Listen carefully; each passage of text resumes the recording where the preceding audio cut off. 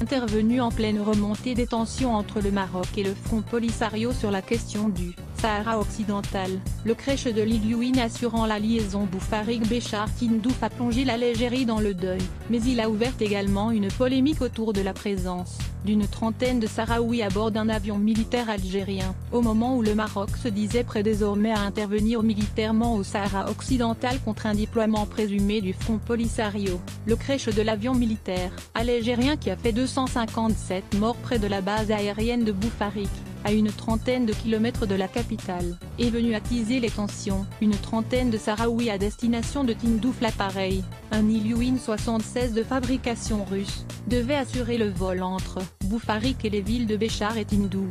situées respectivement à 1000 et 1800 km au sud-ouest d'Alger. De conception soviétique à l'origine, ce quadri-réacteur peut en principe transporter entre 126 et 225 passagers selon les versions civiles ou militaires. Sur les 257 victimes du crash, outre les 10 membres de l'équipage, la plupart des passagers étaient des personnels de l'armée nationale populaire ainsi que des membres de leur famille, a indiqué le ministère algérien de la Défense. Il se rendait à Béchar qui abrite une importante base militaire algérienne à proximité de la frontière, fermée, avec le Maroc. Toutefois, au nombre des victimes figurait également une trentaine de Sahraouis, à destination de la région de Tindouf, qui abrite des camps de réfugiés ainsi que le siège des administrations de la République arabe sahraoui démocratique, Rasedi. Des malades et leurs accompagnateurs, hommes, femmes et enfants, qui revenaient d'Algérie où ils étaient allés se soigner, a aussitôt fait savoir le Front Polisario qui a déclaré 7 jours de deuil national.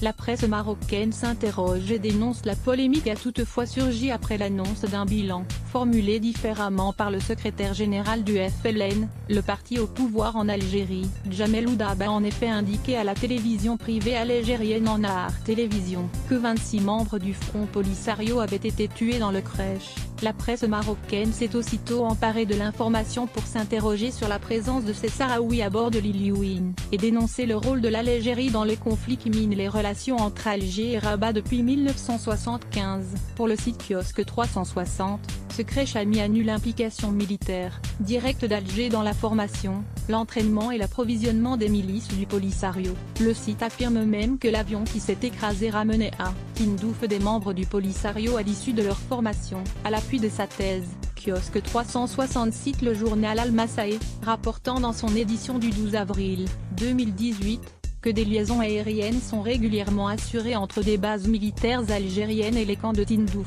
Il s'agit là de preuves accablantes de l'implication directe de l'Algérie dans les conflits artificiels autour du Sahara marocain. Pour le journal Al-Akhbar, la présence de ses membres du Polisario à bord ne manquera pas de mettre à mal la diplomatie algérienne, sa position officielle et les propos qu'a toujours tenus sur la question du Sahara marocain. Al-Akhbar en profite également pour dénoncer la politique des généraux algériens qui ont toujours été généreux à l'égard des milices des camps de Tindouf pour les manipuler à des fins non avouées. Ce même journal rapportait dans son édition du 12 avril que le roi Mohamed VI avait adressé un message de condoléances au président Bouteflika et au peuple algérien frère après le